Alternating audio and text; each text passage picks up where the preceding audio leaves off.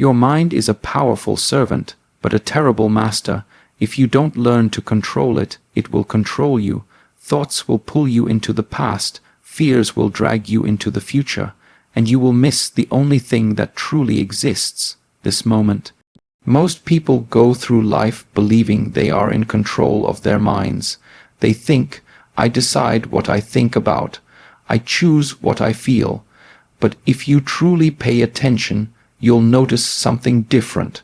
Most of the time, it's the mind that decides for you. The moment you open your eyes in the morning, thoughts rush in without permission. They pull you into yesterday's arguments, tomorrow's deadlines, and the countless little fears that creep in between. You didn't ask for them, you didn't invite them, yet they arrive, loud and demanding, hijacking the start of your day before you've even taken your first conscious breath. This is the illusion of control. We walk around thinking we're steering the ship, when in reality, our mind is often the captain, and we're just passengers. The mind has been conditioned for years, shaped by experiences, beliefs, fears, and memories. Every conversation, every disappointment, every moment of joy has built patterns, like grooves worn into a stone. When something happens today, your mind instantly runs along those grooves, creating familiar reactions. It's why you might feel defensive in certain situations without even knowing why. It's why you replay certain memories over and over, even when they hurt. This is not conscious choice, it's programming. Without realizing it, you're reacting from a script written long ago. You believe you're thinking freely, but in truth, your mind is recycling old material and passing it off as new.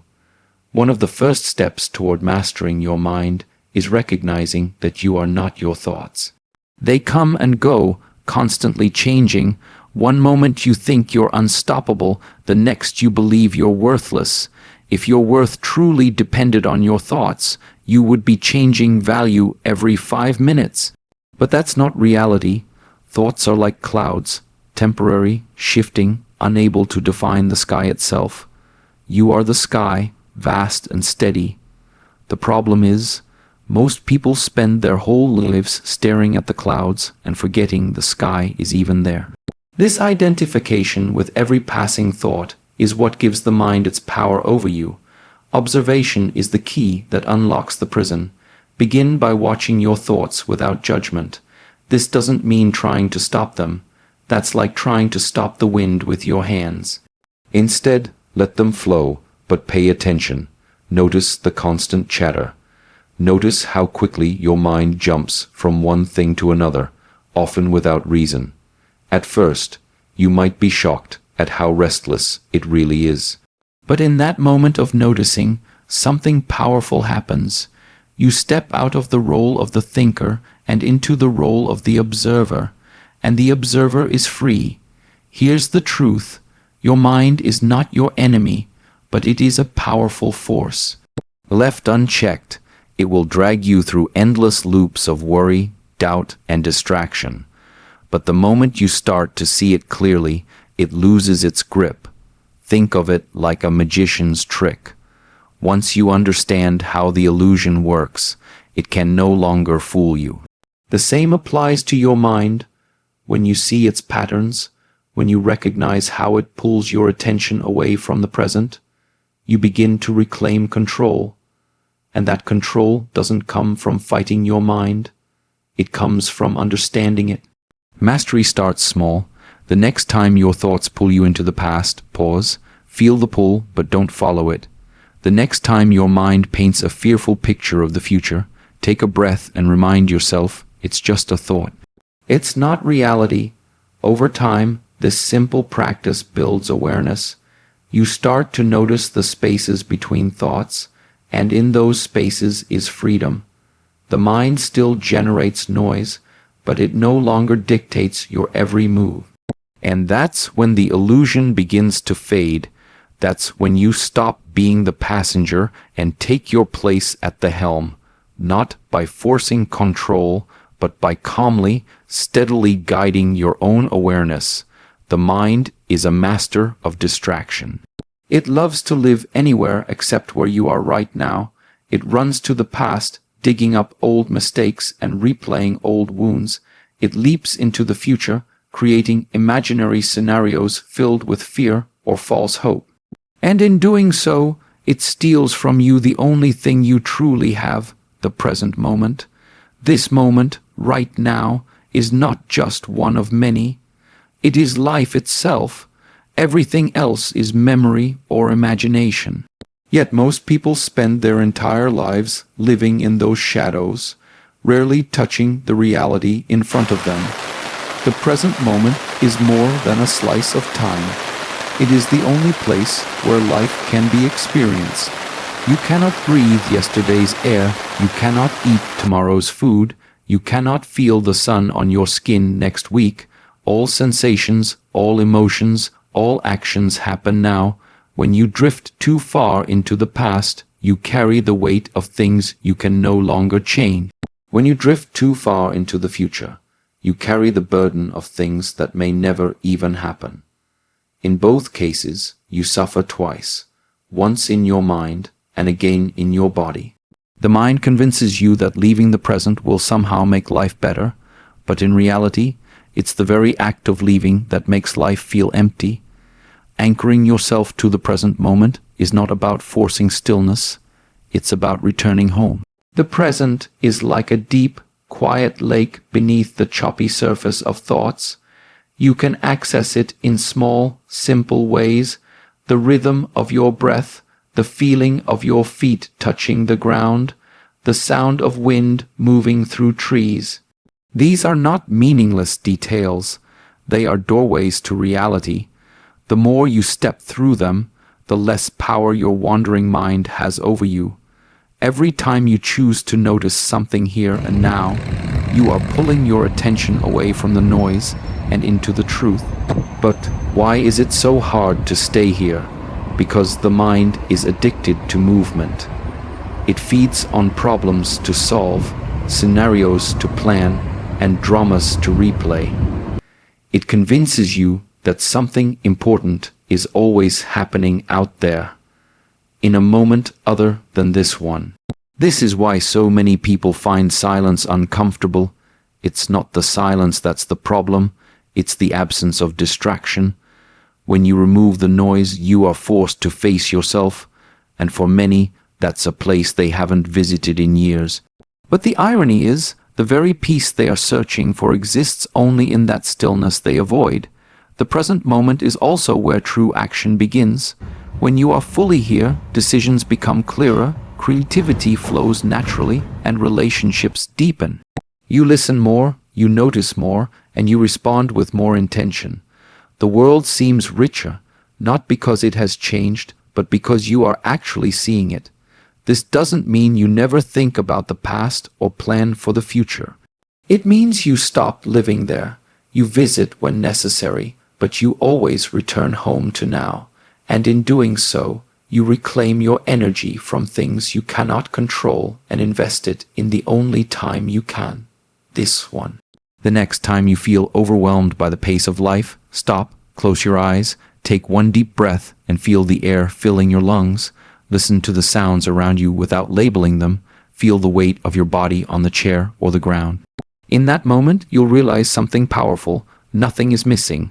The mind's stories fade, and what's left is simple, quiet, and real. The present moment doesn't just hold peace, it is peace. And the more you train yourself to return to it, the less you will be a prisoner of your wandering thoughts. When the mind is your master, it pushes you to react instantly to everything: anger, stress, fear, irritation. Someone cuts you off in traffic, and before you can think, you've already shouted in frustration. A coworker criticizes your work, and without pause, you defend yourself sharply. These reactions feel automatic, almost inevitable. But here's the truth: they are not inevitable. They are habits, patterns carved deep into your mind over years of repetition. And like any habit, they can be changed. But the first step is awareness. Without awareness, you cannot choose your response. You are simply pulled along by the momentum of emotion. Think of a muddy cup of water. If you keep shaking it, the mud swirls and the water stays cloudy. But if you set it down and let it rest, The particles settle and clarity returns. Your mind is the same. When something triggers you and you react immediately, you stir up the mud. Thoughts and emotions mix into confusion, making it hard to see the situation clearly. But when you pause, even for a single breath, you give space for the mud to settle. In that stillness, you can see things as they are, not as your emotions want you to believe they are. That's the moment awareness steps in. Awareness does not mean suppressing your feelings. It's not about pretending you're calm when you're not, or smiling when you're angry. True awareness means noticing your emotions as they rise, without becoming them. You can feel anger without being consumed by it. You can notice fear without letting it dictate your actions. This is a powerful shift, because once you can separate your awareness from your emotions, you gain the ability to choose your next move instead of being controlled by the heat of the moment. One of the best ways to develop this skill is to slow down your internal process. When something stirs you, resist the urge to respond right away. Take a breath. Feel the sensation in your body. Is your jaw tightening? Is your chest heavy? Is your heart racing? Simply noticing these physical reactions pulls your attention out of the mental storm and into the present.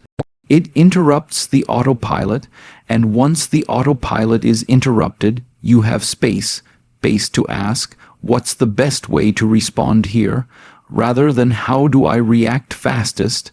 That space is where wisdom lives. Over time, this practice turns reactive living into responsive living. The difference is huge. A reactive person is tossed around by every emotional wave, feeling powerless in the face of life's challenges. A responsive person rides those waves with balance, choosing where to direct their energy. This doesn't mean you never feel strong emotions. Far from it. It means you don't let those emotions become your steering wheel. You keep your hands firmly on the helm, guiding your actions with clarity rather than chaos. When you live with awareness over reaction, life feels lighter. Conflicts don't escalate as quickly. Stressful moments don't drain you as deeply. And situations that once felt overwhelming become manageable. You stop adding unnecessary suffering on top of what's already there. Challenges will still come. Life won't become free of them, but your relationship to those challenges will change completely.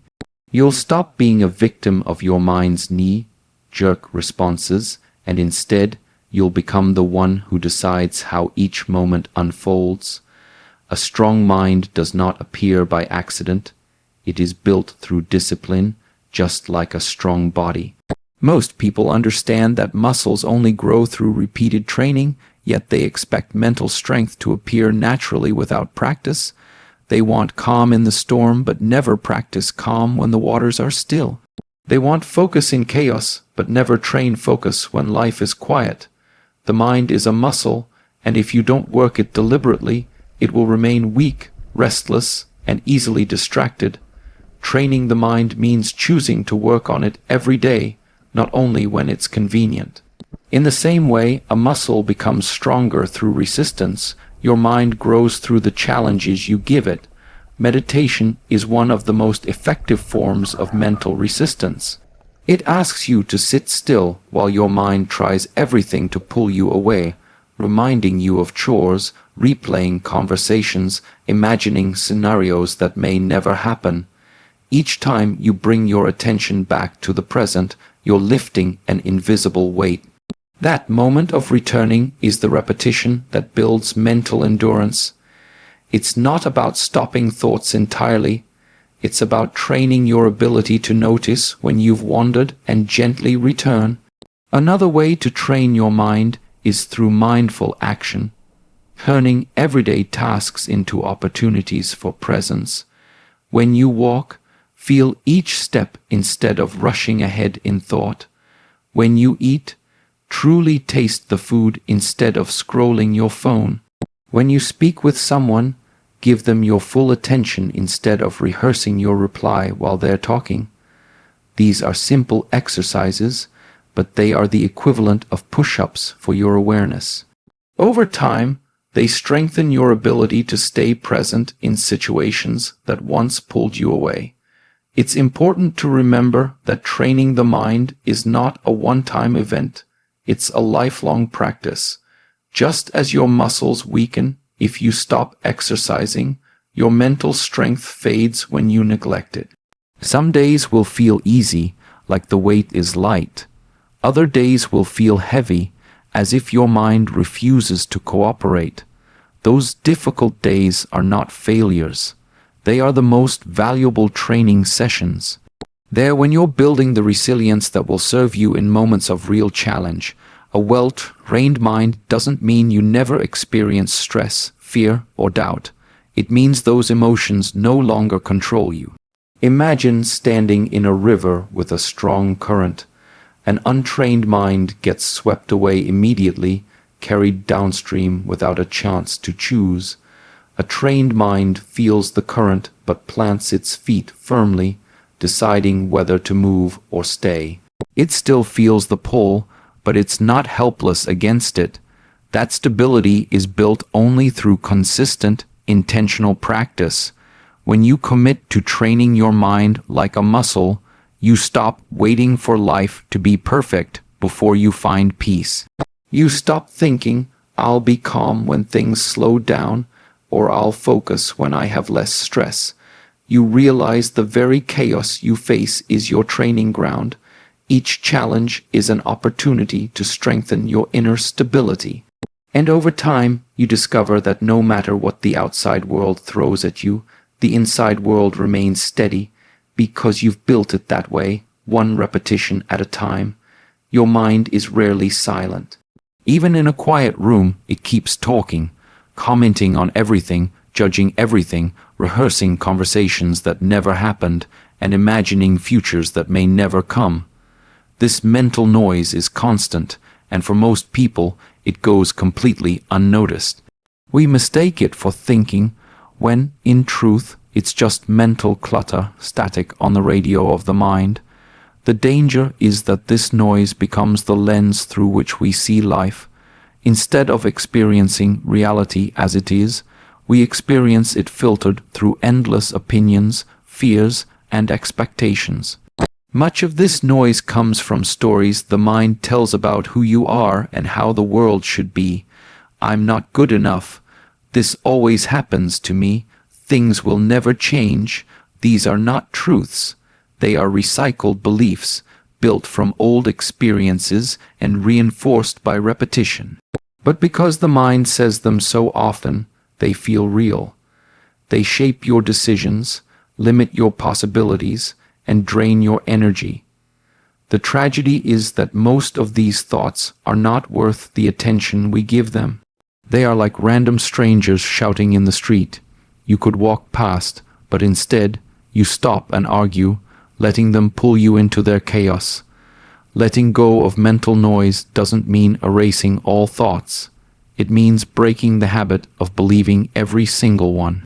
You begin to see thoughts for what they are, passing events in consciousness, not absolute truths. One way to do this is by practicing the art of labeling. When a thought appears, instead of getting lost in it, you simply name it: planning, worrying, remembering, judging. This simple act creates distance between you and the thought. You are no longer fully inside the story. You are watching it from the outside. And from that place, you can choose whether to continue engaging with it or let it drift away. The more you practice letting thoughts pass without attaching to them, the more space you create in your mind. That space is where peace lives. It's where creativity has room to grow, where clarity can emerge without being smothered by the constant chatter. Many people fear this space because it feels unfamiliar, like silence after years of noise, but with time, that silence becomes a source of strength. You realize that your mind's constant talking was not helping you, it was exhausting you. One of the most liberating truths you can discover is that you are not obligated to believe or act on every thought that arises. Just because a thought enters your mind doesn't mean it deserves your energy. You can acknowledge it and let it go, the same way you might see a leaf floating down a stream without needing to pick it up. When you stop feeding mental noise with your attention, it loses its power. And as the noise quiets, life becomes sharper, richer, more vivid, because you're finally experiencing it directly, without distortion. Letting go of mental noise is not about escaping reality. It's about coming closer to it. Without the constant commentary, you begin to see life as it truly is. You notice details you missed before, the warmth of sunlight on your skin, the subtle tone in someone's voice, the taste of your food when you're not distracted. You move through life with more ease because you're no longer weighed down by an unnecessary mental soundtrack. And the greatest gift of all is realizing that peace was never somewhere out there to find. It was always within you, waiting for the noise to settle so it could be heard. Most people live as if they are inside every thought, emotion, and situation, completely absorbed by it. When something goes wrong, they don't just experience it, they become it. Anger consumes them until they say, "I am angry," as if anger is their identity. Fear takes hold, and they say, "I am afraid," as if fear defines who they are. But here's the truth: you are not your anger, your fear, or your sadness. You are the one who notices these states. You are the observer, the awareness in which all thoughts and feelings come and go. When you remember this, you stop drowning in the river of your mind and start standing on the bank, watching the water flow. Becoming the observer doesn't mean becoming detached or numb. It doesn't mean ignoring your emotions. It means creating a space between what you feel and who you are. When you're caught in the middle of an emotion, it feels permanent, as if it will never end. But when you step back and watch it, you realize it's just another wave, rising, cresting, and falling. Every emotion, no matter how strong, passes through you. And when you see this clearly, you stop fighting them. You stop clinging to the pleasant ones and resisting the unpleasant ones. You allow them to come and go naturally, without letting them control your actions. One way to strengthen your ability to observe is to practice self-inquiry. When a thought arises, ask yourself, who is noticing this thought? When an emotion appears, ask, who is feeling this? The answer is never the thought or the feeling itself. It is you, the silent witness. This simple question pulls you out of identification with your mind and reminds you that you are the awareness behind all experiences. Over time, this shift changes how you move through life. You stop being pulled in every direction by external events and start living from a place of inner stability. This perspective also transforms your relationships. When you are the observer, you don't react blindly to what others say or do. You notice your initial emotional response, but you pause before acting on it. You listen more deeply, see more clearly, and respond with greater wisdom. People can sense this steadiness. They feel heard, understood, and respected, because your attention is no longer tangled in your own mental noise. Instead, it's free to be fully present with them. Living as the observer also gives you freedom from the endless pursuit of perfection. You see that life will never be without challenges, and that's okay. You no longer need to control everything to feel at peace. You can allow life to unfold, knowing you can handle each moment as it comes. You become less reactive to the highs and lows, less desperate to hold on to the good or push away the bad. Instead, you watch the changing seasons of your life with curiosity, learning from each one without losing yourself in it. When you embrace this role of observer, something profound happens. You begin to experience life more fully than ever before. Colors seem brighter, sounds more vivid, moments more meaningful. You are no longer lost in your mind's endless commentary. You are awake to the raw, unfiltered reality in front of you. This is where true freedom lies, not in controlling the world or even controlling every thought, but in realizing that you are more than both. You are the stillness behind the storm, the sky behind the clouds, the awareness that remains untouched no matter what passes through. And once you see this, you can never be truly lost again. In the end, mastering your mind is not about controlling every thought. It's about no longer being controlled by them. It's about remembering that the past is gone, the future is uncertain, and the only place you can live, act, and find peace is right here in this moment. You are not your fears, you are not your failures, you are not even your successes. You are the awareness that sees them all, the observer who stands steady no matter what rises and falls. The journey to presence is not something you complete in a day, it's a practice, a daily return to the now. Some days you'll wander far into the noise. That's okay. The power is in realizing you can always come back. So the next time your mind tries to master you with worry, doubt, or distraction, pause, breathe, step back. Remember, you are the one watching the river, not the one being swept away. And in that moment of remembering, you'll see the truth. The mind is no longer your master. It has become your tool. And with it, you can shape a life of clarity, peace, and deep presence, one conscious breath at a time.